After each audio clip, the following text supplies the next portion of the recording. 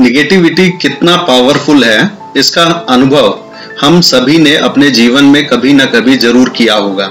इसकी ताकत का अंदाजा इस बात से लगाया जा सकता है कि आपके दिमाग में कुछ निगेटिव आया, आपने उस पर विश्वास किया और वह सच में आपके सामने उतर आया।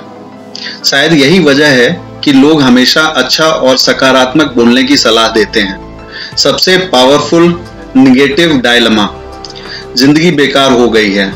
अगर हर किसी को ये जुमला सुनने को मिल जाता है, आप समझ सकते हैं कि इंसान जिंदगी से कितना हताश और निराश हो गया है। पर कभी कभी लोग यूं ही ये डायलॉग मार देते हैं। तो हम आपसे कहना चाहते हैं कि मजे के लिए निगेटिव ना बोलें, क्योंकि उसे सच होने में ज्यादा वक्त नहीं लगता। इसकी बजाय आप कह सकते हैं जिंदगी बहुत अच्छे से चल रही है, ये दर्द मेरा पीछा नहीं छोड़ेगा। कुछ लोगों के चेहरे हमेशा उदासी और गमगीन बने रहते हैं।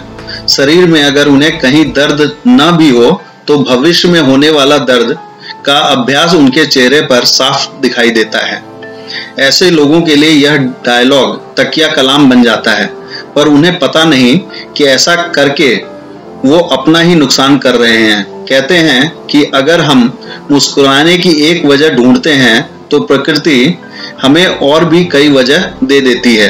पर अगर आप दुखी ही रहना चाहते हैं तो भला प्रकृति क्या करेगी। मेरी मुसीबतें कभी खत्म नहीं होंगी। आप भी अक्सर ऐसे लोगों से टकराते होंगे जो अपने दुखड़ों का रोना रोते रहते हैं। दुख और परेशानियां तो हर किसी के हिस्से में आती हैं, पर कुछ लोग उनसे उबरना सीखते ही नहीं। मुसीबतों को गले लगाकर रखेंगे तो वो भला दूर कैसे होंगी। याद रखें, हर समस्या का समाधान प्रकृति अपने समय पर करती है, बस हमें थोड़ा सब्र करना होता है। तो आप भी थोड़ा सब्र करना सीखें। तुम कभी नहीं सुधरोगे। अक्सर पेरेंट्स अपने बच्चों को या पार्टनर्स एक दूसरे को इस खिताब से नवाजते रहते हैं। वो इस बात को समझ नहीं पाते कि बार बार एक ही जगह चोट करने से वहां निशान पड़ ही जाते हैं, और अगर आप भी ऐसा करते हैं तो कुछ समय बाद सामने वाला खुद ही स्वीकार कर लेता है कि वो नहीं सुधरेगा। इसलिए ऐसा कभी ना बोलें और हर बार उसे प्रोत्साहित करें। मेरा कुछ नहीं हो सकता। खुद को कोसने से बुरा कुछ हो सकता है क्या। खुद को कोसकर आप अपने ही ज़हन को चोट पहुंचाते हैं। कहीं ना कहीं ये निगेटिविटी आपकी पर्सनैलिटी को प्रभावित करती है और आपकी सोच संकुचित होने लगती है। इसलिए इस निगेटिव डायलॉग को बोलना बंद करें और जीवन में अपना लक्ष्य निर्धारित करें। ऐसे डायलॉग्स के कारण अक्सर लोग हंसी के पात्र बनते हैं या फिर सहानुभूति के। पर क्या अपनी जगहसाई और सहानुभूति लेकर जिंदगी बिताई जा सकती है? क्या निगेटिविटी उनकी पर्सनैलिटी को प्रभावित नहीं करती? बिल्कुल करती है। फिर क्यों लोगों का बिहेवियर नेगेटिव हो जाता है? क्या है इसका कारण और सॉल्यूशन? साइकोलॉजिस्ट कहते हैं कि नेगेटिव बिहेवियर पैदाइशी नहीं है, यह एक लर्न्ड बिहेवियर है जिसे लोग कॉपी करके सीखते हैं। लोग उसे सीखते भी इसलिए हैं क्योंकि उन्हें इससे फायदा मिलता है। जैसे अगर कोई झूठ मूठ का कहे कि मुझे दर्द या तकलीफ है तो लोग उससे सहानुभूति रखते हैं और हर काम में उसे छूट मिल जाती है। धीरे धीरे यह उस व्यक्ति की आदत और फिर फितरत बन जाती है और धीरे धीरे उसकी पर्सनैलिटी ही निगेटिव हो जाती है। निगेटिव ही निगेटिव को अट्रैक्ट करता है। इसलिए अक्सर देखा गया है कि निगेटिव पर्सनैलिटी वालों की दोस्ती भी ऐसे ही व्यक्तियों से होती है। उन्हें एक दूसरे का अट्रैक्शन, अटेंशन और एक दूसरे से फायदा मिलता है, इसलिए वो पक्के दोस्त बन जाते हैं। एक बात और, अगर निगेटिव पर्सनैलिटी वालों को उनके दोष बताए जाएं तो उन्हें वही निगेटिव लगते हैं। कैसे शुरू होती है निगेटिविटी? निगेटिविटी की शुरुआत डर और घबराहट से होती है। जब किसी को किसी बात के लिए डर लगता है और वो उसे स्वीकारता नहीं तो उसके दिमाग में नकारात्मकता का ख्याल आना शुरू हो जाता है। क्या है निगेटिविटी के प्रभाव? साइकोलॉजिस्ट के मुताबिक एक निगेटिव कई पॉजिटिव से कई गुना अधिक ताकतवर होता है। निगेटिव बिहेवियर का सबसे पहला और बड़ा नुकसान ये है कि वो मेमोरी को इफेक्ट करता है। याददाश्त का असर इनकी रोजमर्रा की जिंदगी पर पड़ता है, जिससे इनकी प्रोफेशनल और पर्सनल दोनों लाइफ प्रभावित होती है।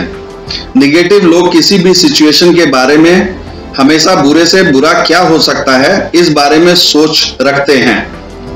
ऐसी सोच के कारण वो कभी प्लान भी बना ही नहीं पाते। इसका उनकी सोचने समझने की शक्ति पर बहुत ही बुरा असर पड़ता है। ऐसे लोग नकारात्मक सोच के कारण अपने दिमाग में सकारात्मक सोच के लिए जगह ही नहीं बना पाते। कैसे सुधारें निगेटिव बिहेवियर? एक्सपर्ट्स के मुताबिक क्योंकि निगेटिव बिहेवियर एक सीखी हुई गलत आदत है, इसलिए इसे सुधारा जा सकता है। इसके लिए सबसे पहले आपको अपनी सोच बदलनी होगी। सबसे बड़ा लक्ष्य है अपने डर और नकारात्मक बिहेवियर को स्वीकारना। एक बार आपने यह स्वीकार कर लिया तो आपके लिए बदलाव बहुत ही आसान हो जाएगा। जीवन के प्रति अपने नजरिए को बदलना होगा। हालांकि यह उतना आसान नहीं होगा, पर आपको अपनी कल्पना शक्ति से इसे बढ़ाना होगा। कल्पना करने का यह कतई मतलब नहीं है कि आप कुछ भी कल्पना करें। आपको अपनी सोच को हकीकत की धरातल पर परखना होगा।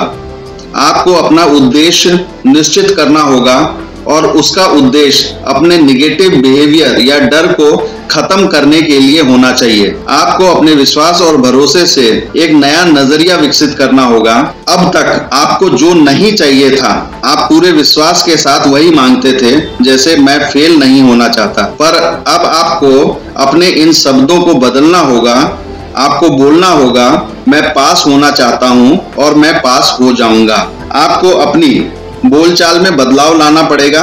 जहां आप बोलते थे कि हर कोई मुझसे जलता है, कोई मुझसे प्यार नहीं करता, वहां आपको बोलना होगा कि मुझे सभी प्यार करते हैं, मुझे सफल होने का अधिकार है, मैं भी जिंदगी में आगे बढ़ना चाहता हूं। जैसे ही हम अपनी इस पॉजिटिव बात को लेकिन, किंतु या परंतु से जोड़ देते हैं, वहीं नेगेटिविटी आ जाती है। जैसे मैं पास तो हो जाऊंगा, लेकिन इस बार पेपर शायद बहुत कठिन होगा। मुझे पूरा भरोसा है कि मैं कर लूंगी, पर देखते हैं आगे क्या होता है। अपनी बात में पर लेकिन जैसे शब्द लाकर निगेटिविटी न बढ़ाएं, बल्कि सिर्फ अपनी चाहत और इच्छा जाहिर करें, जैसे मैं ये कर लूंगा या कर लूंगी।